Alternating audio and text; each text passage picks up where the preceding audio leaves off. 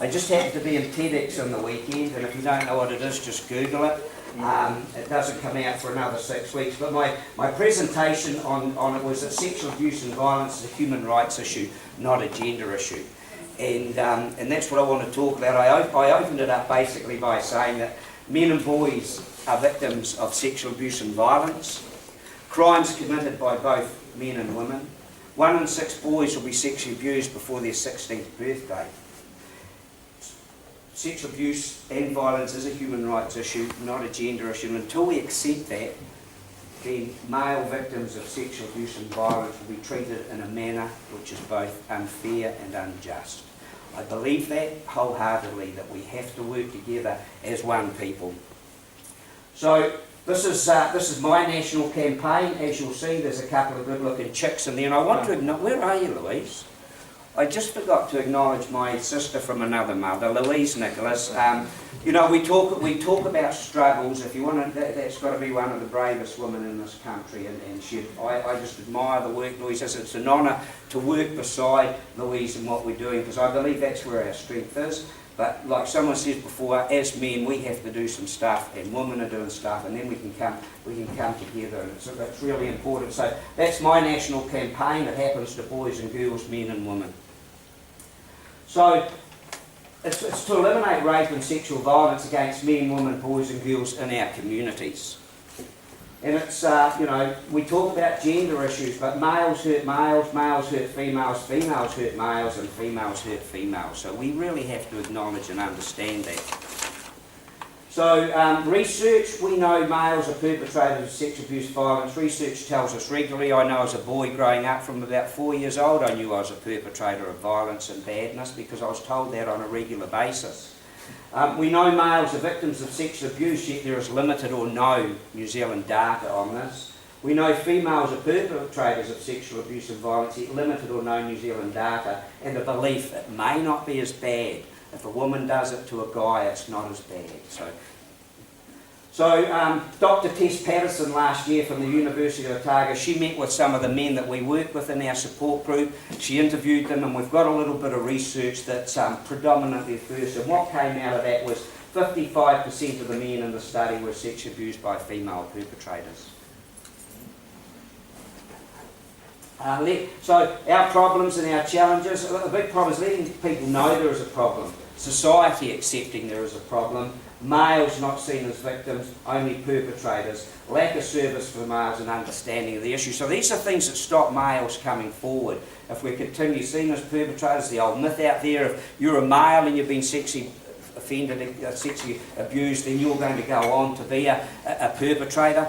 Really, really difficult for a man to live with that as he's growing up, knowing that if he's going to put himself forward, is he going to be treated as a perpetrator? So you're better off just to shut your mouth, and it's sad. You don't get the same relationship with your children because you're frightened that you may go on to hurt them, when in your heart you know you won't, but you still don't have that close relationship with them, which is really damaging for you and for your children.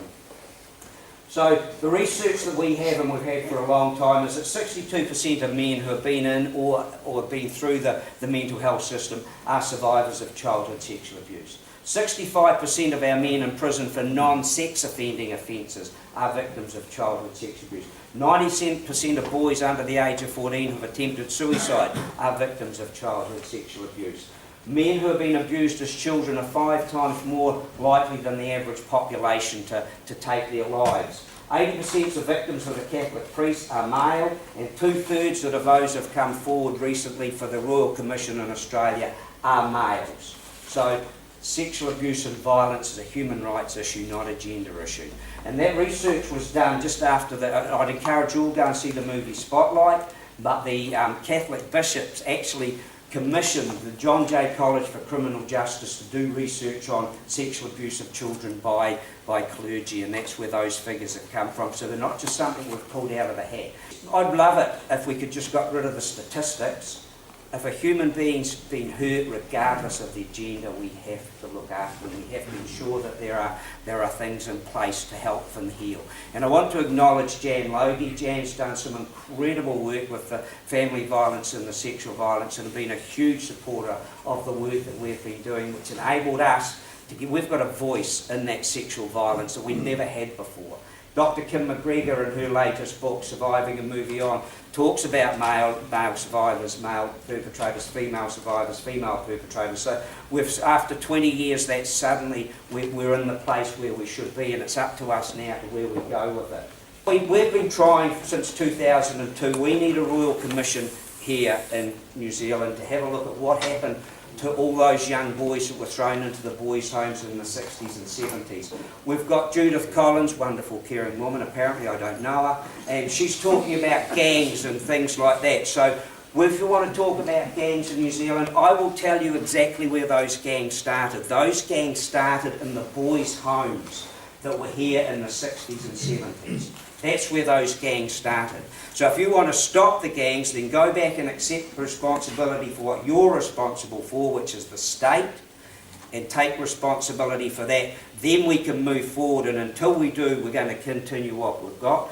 Child, youth and family, it's great to see there's going to be changes. I personally hope it's going to work, but I have my doubts, but I'll be watching it very closely, and I'd rather go with it at the moment rather than condemn it, because I think it's a start. But I don't know any of the men that I work with who have been institutionalised since they were 4 years old who were interviewed in relation to how their lives have been in state care. I do know they did interview some people in relation to it, but we're not sure who they were. It would be interesting.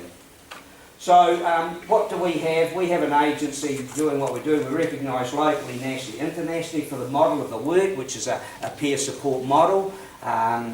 We're seen as leaders in this field in the world, and so we want to keep that up. And I'll just give you a little example as the peer support group we run, where there was a police officer, there was a prison officer, there was a man who had just been out of prison for 3 weeks, there was a teacher, there was a mongrel mob, there was a white power, there was a truck driver, there was a butcher. In the group, the police officer got to his turn to speak. He started crying because that week he'd been triggered by the rape that he'd suffered as a 4-year-old boy. The guy who'd been out of prison for less than 3 weeks walked up with the tissues, handed them to the police officer, touched him on the arm and says, "We're here to support you." As we were leaving, it was torrential rain. It was when we were in Hereford Street before the earthquake, and the white power member was walking towards the door. The mongrel mob guy says, "How are you getting home, bro?" He says, "I'm walking." He says, "Not in this weather, you're not." He says, "I'll give you a lift." That's connections, that's humanity, that's men being in a place where they can be vulnerable, where they can be emotional, but they can be safe. And that's the power of men working with men. And we've got to be there for our young tamariki and our young boys coming through so that we can support them. And I believe this is the best moment in our history in this country to do that. So what do we need? We need acceptance for what we do. We're part of the jigsaw. We're all part of the jigsaw. We need research from New Zealand, and we need champions in government. And we've got Jan, but we need some male champions. We've got Calvin, but we need some more male champions in there to say, hey, this is what we need to do, and that's the work that we're doing. So it's really, and I really do want to acknowledge your politicians for being here. I think it's a huge honour for us to have you here today, and the fact that we know that I believe that everyone is on the same plate. It's just how do we go forward and do that. For us, of course, is I'm not going to mention money and funding and all that sort of thing, but we do need research, because I'm not that sort of person. We do need research. It's really, really important, because everything's got to be quantitative, and it's got to be researched, and it's got to be based and evidence-based and all that sort of thing. We haven't got it. There is no research in the world in relation to peer support work with male survivors. So we have an opportunity, and I can tell you the world are watching. I've been invited to New York in June, where they want to sit around a table and have a look at how far we've come. They're blown away with the work that's been done so far in this country, and they want to look at how they can put that into a world movement. Everyone around the world is doing research, except New Zealand.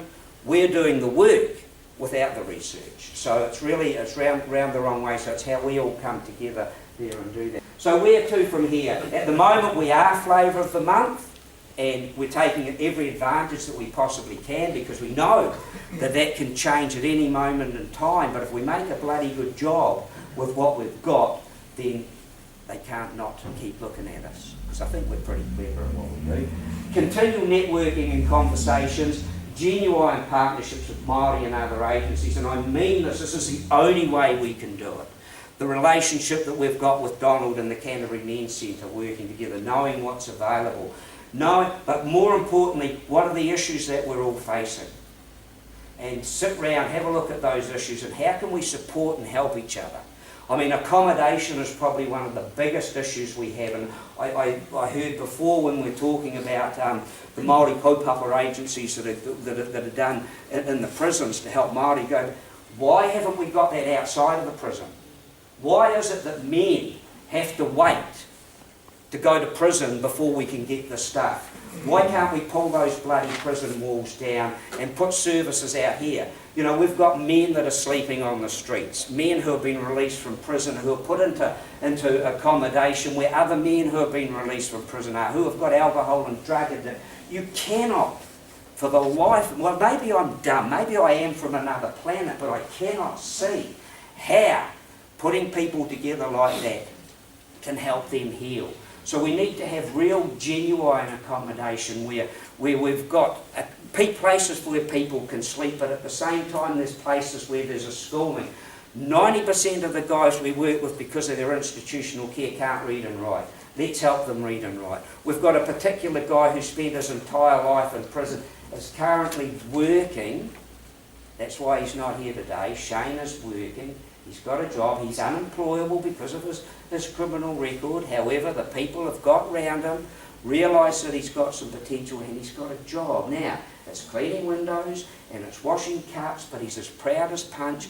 People acknowledge and accept him for who he is, and so he's and that's a simple method that we've got. This guy has never ever been taught work ethics. It's not that he's lazy.